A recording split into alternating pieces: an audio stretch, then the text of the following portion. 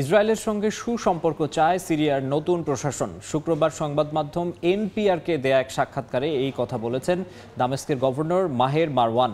এদিকে ক্ষমতাচ্যুত প্রেসিডেন্ট বাশারের অনুগতদের বিরুদ্ধে পাল্টা অভিযান চালিয়েছে দেশটির নিরাপত্তা বাহিনী। এতে প্রাণ হারিয়েছেন ৩ আসাদপন্থী। বাশার আল আসাদ সরকারের পতনের পর অধিকৃত গোলান মালভূমি সহ সিরিয়ার বিভিন্ন স্থানে হামলা চালায় ইসরায়েলি সেনারা। কৌশলগত বেশ কয়েকটি স্থানে আইডিএফ এর সদস্যদেরও মোতায়েন করা হয়। এবার নেতানিয়াহু প্রশাসনের সঙ্গেই সুসম্পর্ক স্থাপনের বার্তা দিলেন সিরিয়ার রাজধানী দামেস্কের গভর্নর।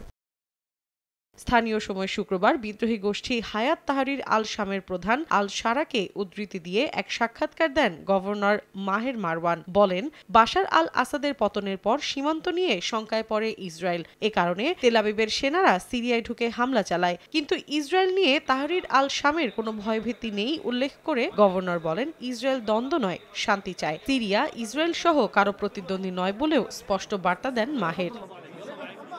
এদিকে সিরিয়ায় ক্ষমতাচ্যুত প্রেসিডেন্ট বাশার আল আসাদের অনুগতদের বিরুদ্ধে পাল্টা অভিযান চালিয়েছে দেশটির নিরাপত্তা বাহিনী। এতে বেশ কয়েকজন আসাদপন্থী নিহতের খবর পাওয়া গেছে। বৃহস্পতিবার দেশটির পশ্চিমাঞ্চলীয় প্রদেশ তার্তুসে এ ঘটনা ঘটে বলে জানিয়েছে সিরিয়ার রাষ্ট্রীয় সংবাদ সংস্থা সানা। ওই অঞ্চলে নিরাপত্তা, স্থিতিশীলতা এবং শান্তি পুনরুদ্ধার করার জন্য এই পাল্টা অভিযান চালানো হয়েছে বলে জানায় বার্তা সংস্থাটি। এ ঘটনার পর থেকে থমথমে পরিস্থিতি বিরাজ করছে অঞ্চলটিতে। এর আগে বুধবার আসাদ অনুসারীদের গুপ্ত হামলায় নিরাপত্তা বাহিনীর 14 কর্মকর্তা নিহত হন।